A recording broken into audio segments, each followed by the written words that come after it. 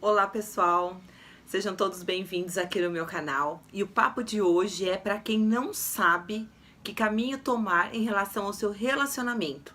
E eu venho aqui para te dar 3 passos para que você possa entender o que vale e o que não vale a pena. Então, vem comigo e eu tenho certeza que isso vai ser esclarecedor para você.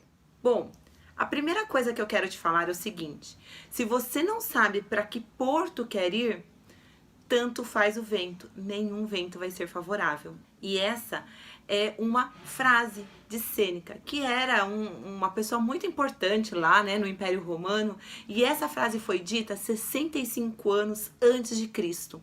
Olha só, quando você não sabe para que caminho você vai, é muito difícil você parar e fazer planos, fazer um planejamento para que o seu futuro seja um futuro realmente assertivo, um futuro positivo, um futuro onde você tem planos, histórias e coisas para você realizar.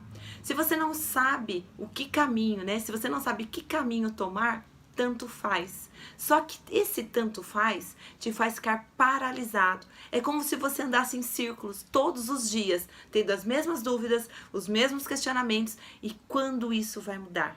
Então, pare e reflita. Vamos para os 3 passos? Então, passo de número 1. Eu vou ler aqui para vocês que eu deixei tudo anotadinho.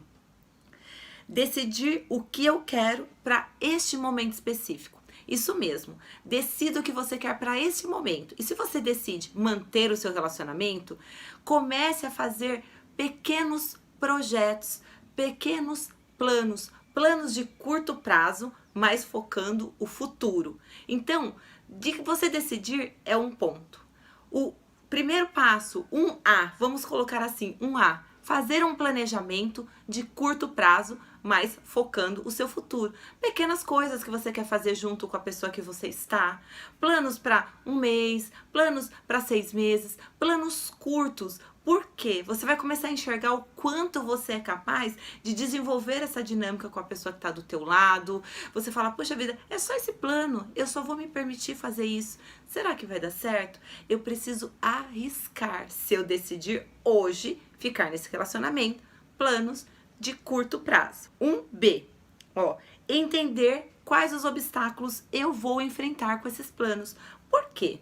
Eu posso falar, tá bom, Paty, agora eu vou decidir, eu vou fazer então esse planejamento de curto prazo, eu vou me doar, eu vou me dedicar e tudo tem que dar super certo. Não é verdade.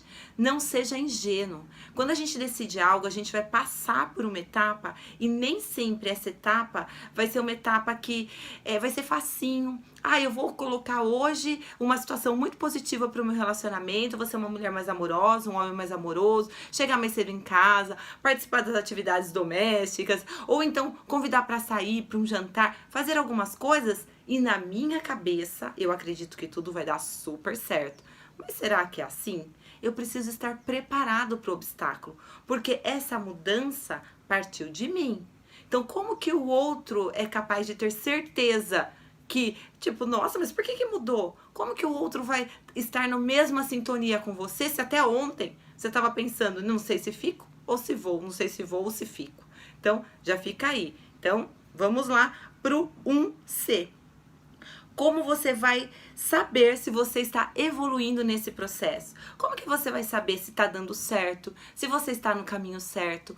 É essa a importância de ter os passos curtos, um planejamento de curto prazo, tá? Essa semana eu vou me colocar para ser uma esposa ou um esposo que não vou gritar.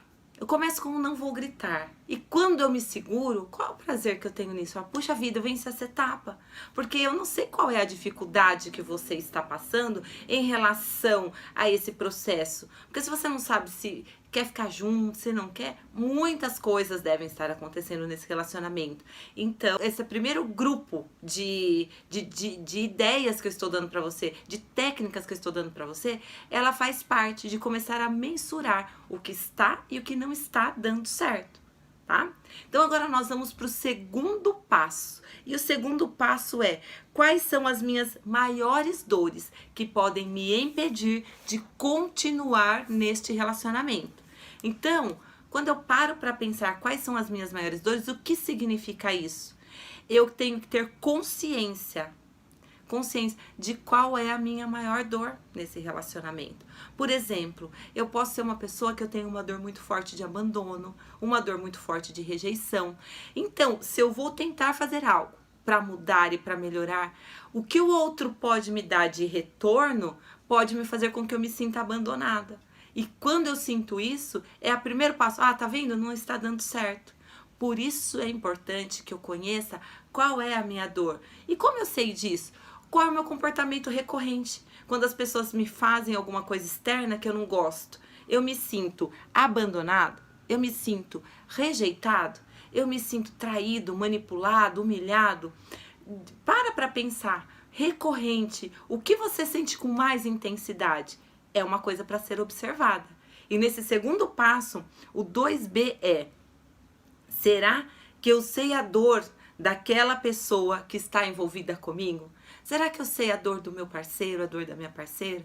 Será que eu também não sou um provocador dessa dor nele? Eu preciso conhecê-lo. Eu vou entender quais são os meus obstáculos e também vou entender quais os obstáculos do meu parceiro. Aí eu já paro para pensar o seguinte, peraí. Então, quando eu começo a entender, quando ele me dá um feedback que eu não gosto muito, está envolvido com a dor dele? Como foi a infância da pessoa que eu convivo? Como foi as dores dela? Eu começo a pensar nas minhas, mas também eu tenho a sensibilidade de entender quais são as dores que ela tem, as dores que ele tem, certo?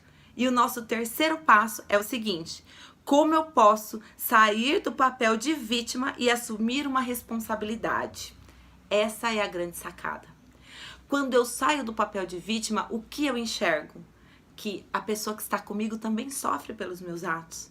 Eu não sou vítima em tudo, eu não sou a pessoa que precisa ser, ai, coitadinha, tudo de pior é comigo e o outro é o vilão. Não. Eu me posiciono para entender quem eu sou e quem essa pessoa é. Eu tomo para mim as responsabilidades daquilo que eu também estou fazendo de errado. As responsabilidades das coisas que eu realmente faço e que também não agradam. E as coisas que eu realmente posso mudar. Faz sentido para você isso? A gente vai pro 3A, que é conhecer e respeitar os meus recursos.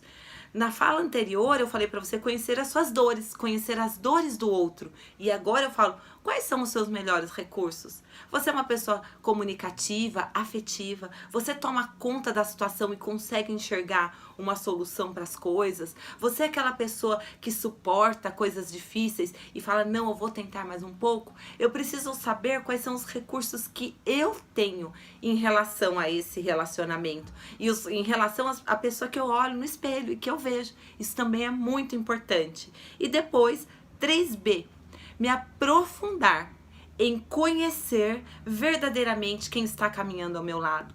Sabe por quê? Se eu não sei a pessoa que está comigo, eu posso estar querendo preparar aquele bolo de chocolate delicioso para uma pessoa que detesta chocolate. Você já parou para pensar nisso? Quantas vezes você faz as coisas pensando em acertar e não acerta e não entende por quê? É porque provavelmente você ainda nem conhece a pessoa que está do seu lado. Então, se aprofundar em conhecer a pessoa do seu lado é muito importante. E o 3C, para você ter coragem de abrir os olhos para as evidências. Não seja uma pessoa imatura ou infantil. Enxergue mesmo as evidências. Enxergue aquilo que está debaixo do seu nariz. Pensa comigo, como está, né? Você tem prazer em estar com a pessoa do seu lado? Ou vocês têm prazer em estar no celular, deitados na mesma cama e cada um com focos totalmente diferentes, causando um distanciamento enorme entre vocês? Ou então são os pais que estão envolvidos e ficam o tempo inteiro colocando, acho que você tem que fazer isso, acho que você tem que fazer aquilo, acho que eu tenho que fazer aquilo outro, porque muitas vezes nós permitimos que os pais acabam até de uma maneira inconsciente destruindo mulheres que têm rixas muito grandes com sogra, e as sogras com as noras, e começam a pentelhar ali, colocar ali o veneninho, colocar as coisas dentro para destruir esse relacionamento.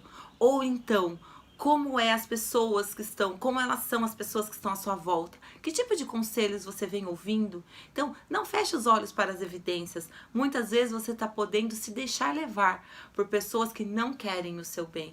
Veja bem quem são as pessoas, quem são os seus conselheiros. Não feche os olhos para as evidências, porque muitas vezes você está trazendo um problema para dentro da tua casa que você nem precisava ter.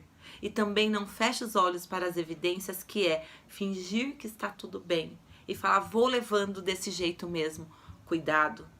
Cuidado, isso é muito sério, porque de repente tinha só um buraquinho e ele vai se transformando num abismo enorme e que nenhuma ponte mais consegue ser construída para que vocês possam juntar novamente, né, os sonhos, os projetos e ser feliz.